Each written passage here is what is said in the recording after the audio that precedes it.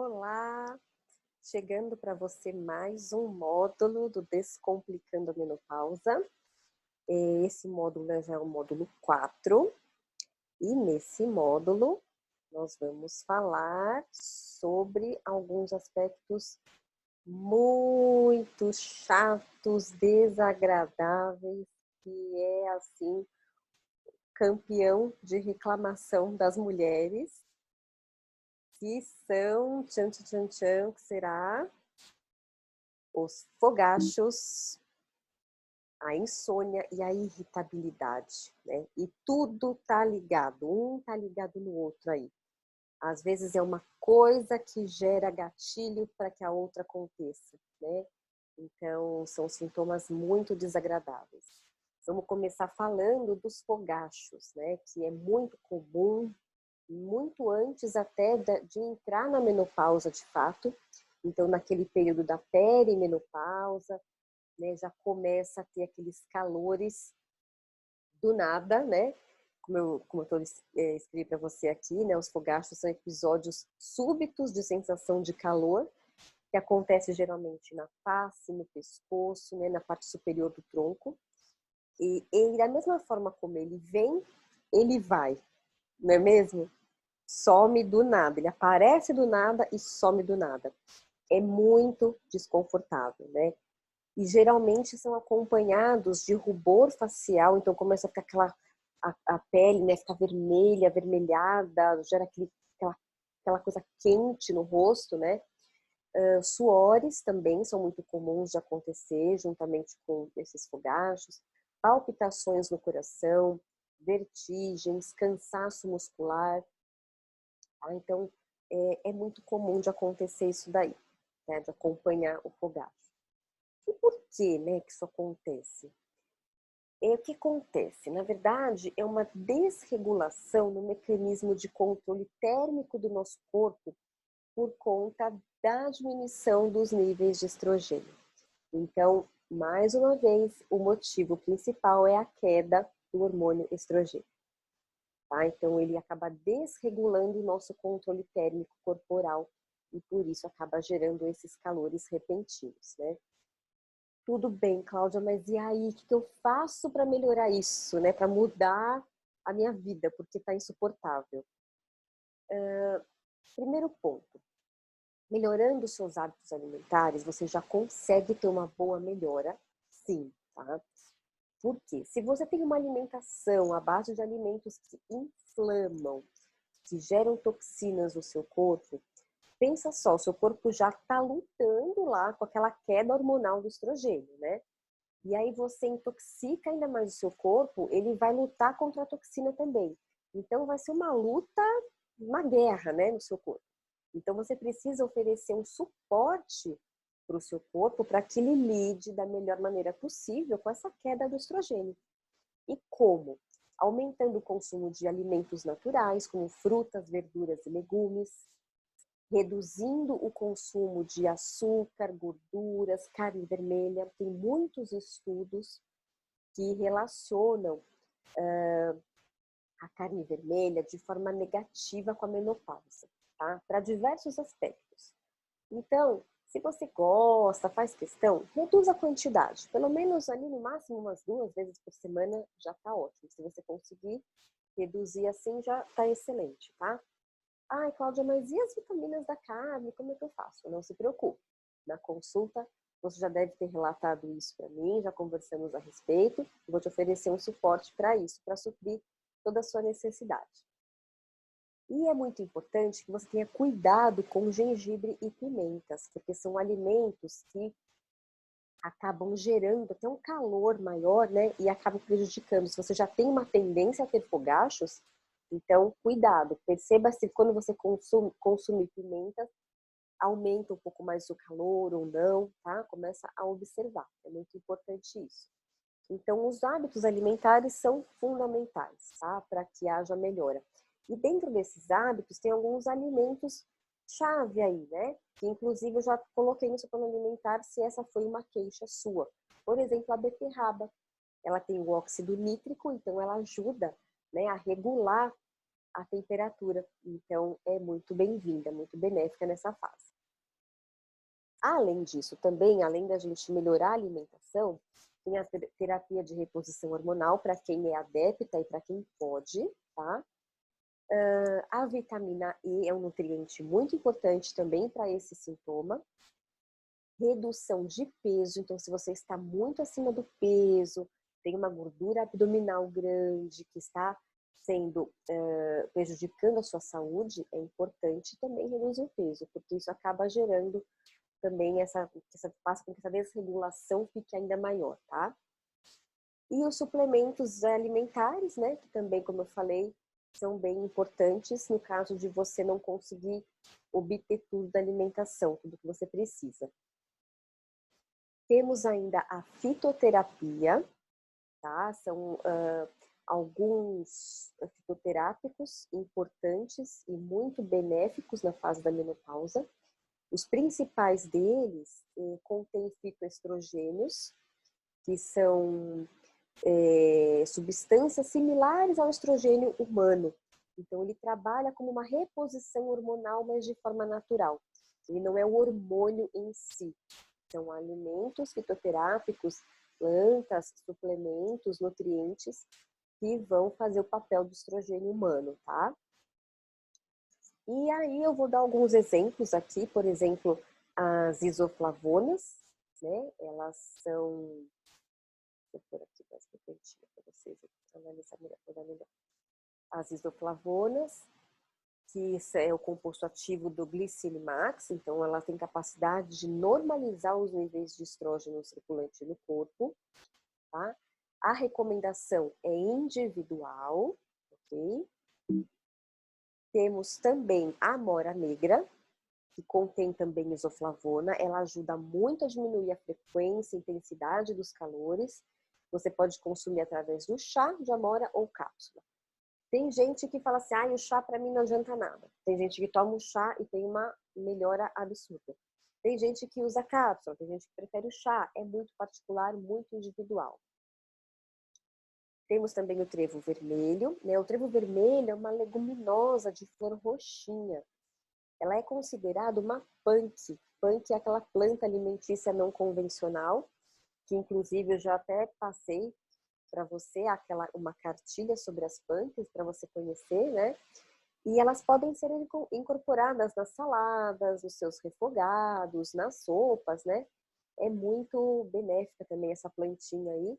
E ela contém isoflavona na sua composição. Então é muito positiva. Também pode ser encontrada em forma de chá ou de cápsula, né? Ou ainda consumir como salada ou refogado, como eu falei acima, tá?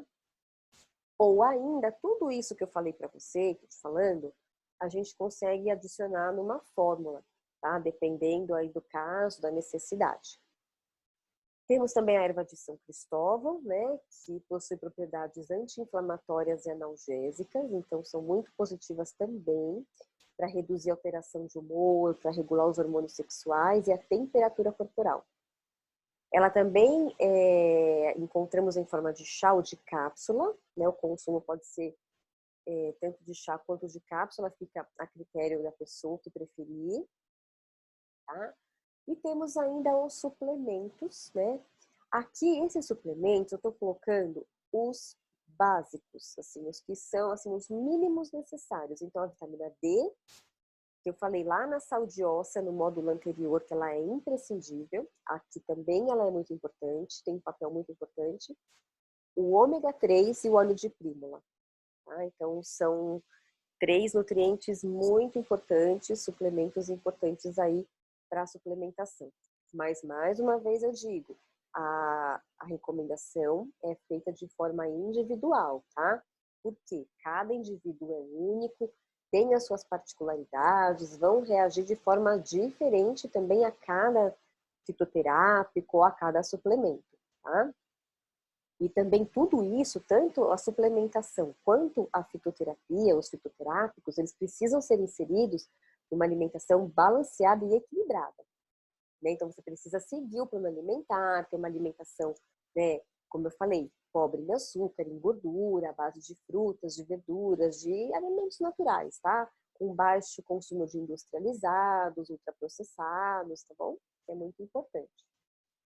E aí entra o sono. Como é que fica o sono na menopausa? Isso é uma queixa também de muitas mulheres, elas se queixam muito. Ai, meu sono tá horrível, né?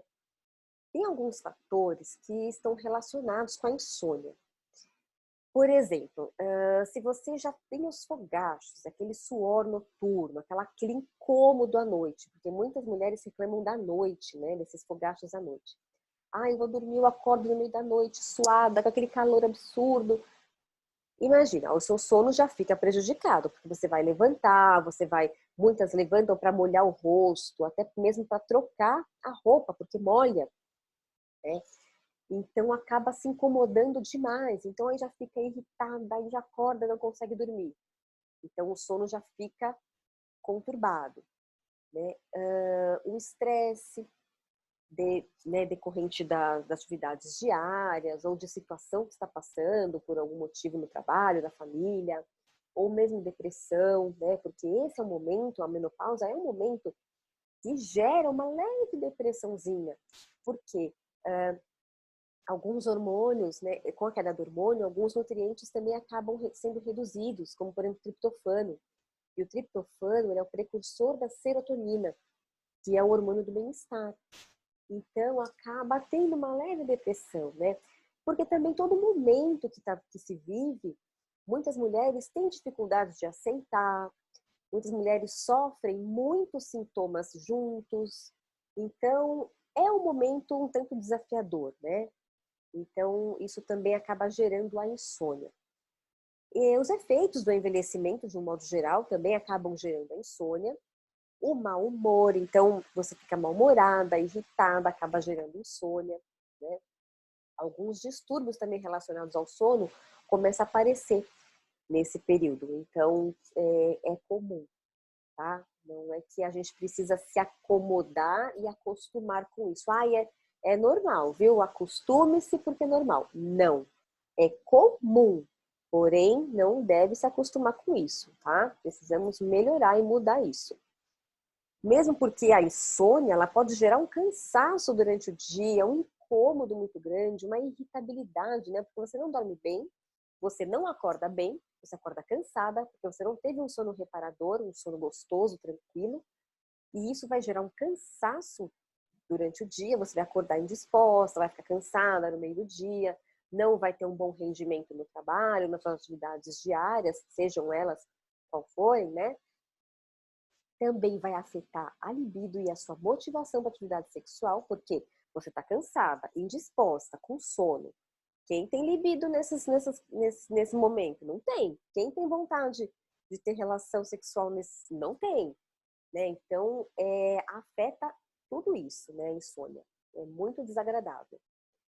E é muito importante, como eu falei para você agora, a insônia eventual, ela não pode se tornar crônica. Uma coisa é você me relatar assim, olha, de vez em quando eu tenho uma insônia, estou um pouco mais preocupada com alguma situação na família, no trabalho e tal. Tudo bem.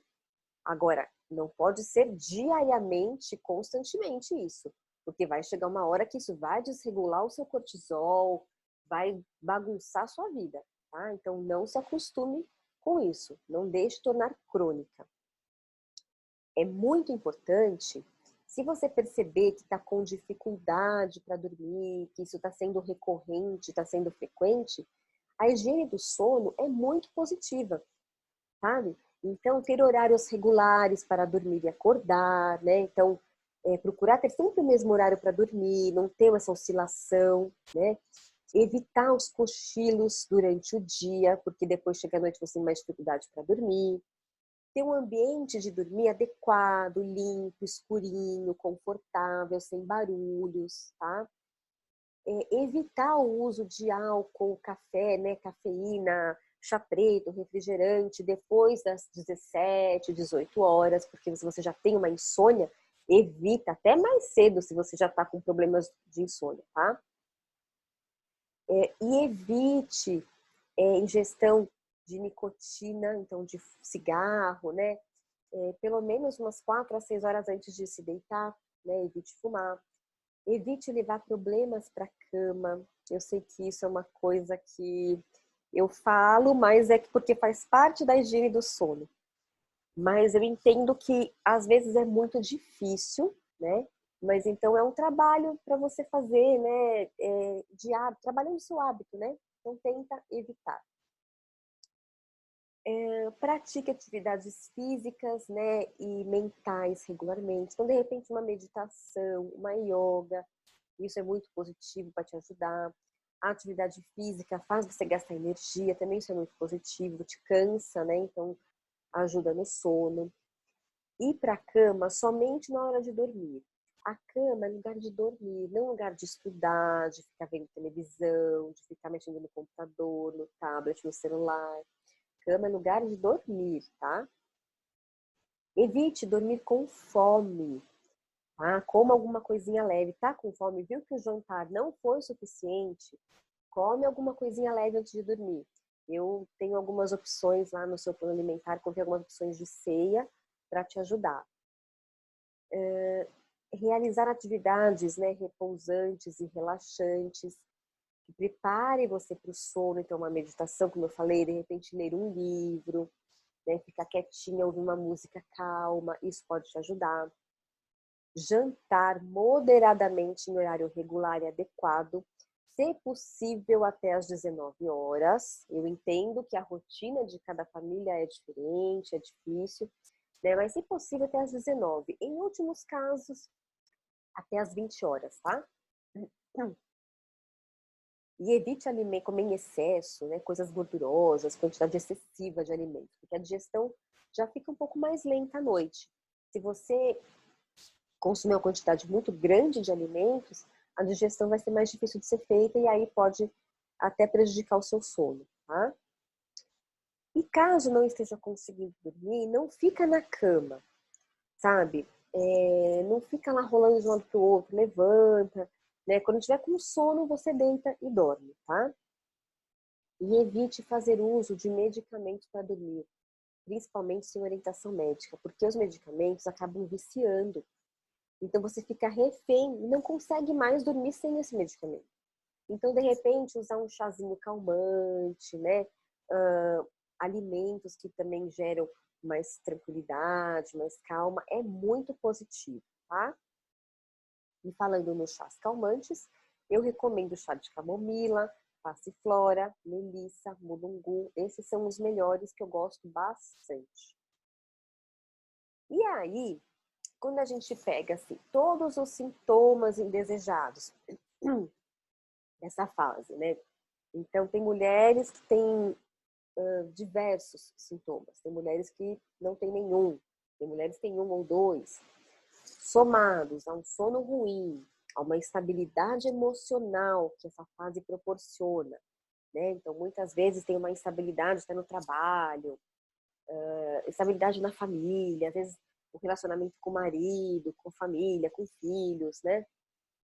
Diminuição da autoestima, porque muitas vezes, né, a mulher está com a autoestima baixa, né, tá vendo que o corpo ali mudou um pouco, então se olha no espelho, não gosta muito do que vê, então a autoestima acaba ficando um pouco mais baixa.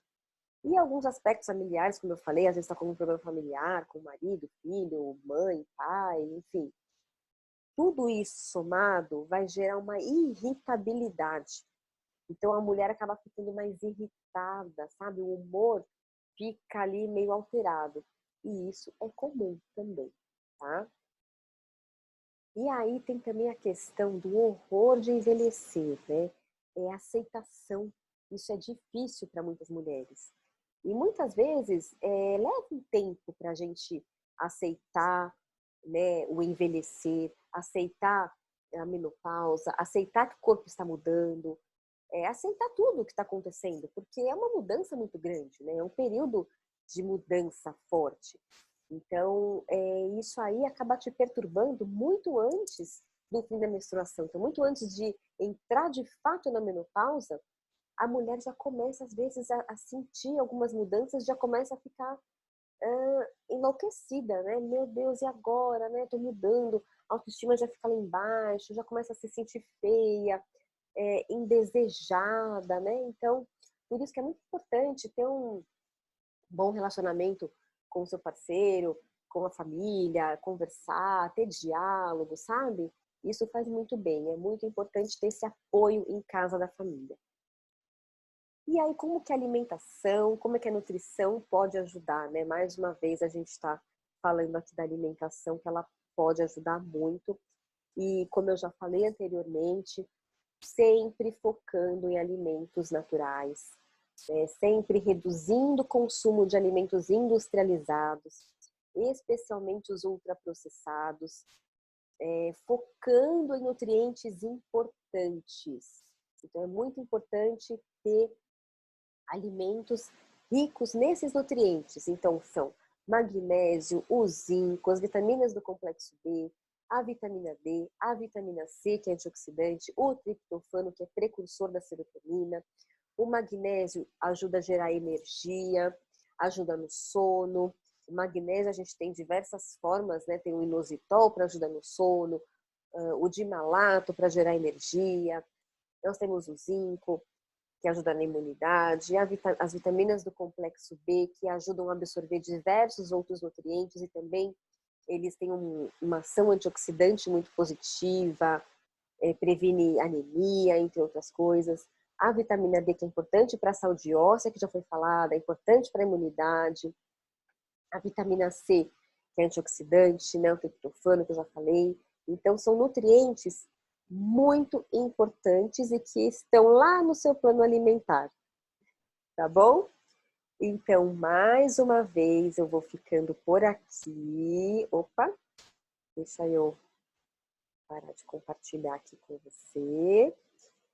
Vou finalizando mais um módulo, me despeço por aqui. E em breve você receberá o outro módulo. Espero que você tenha gostado e aproveitado bastante esse módulo. Um beijo e até a próxima!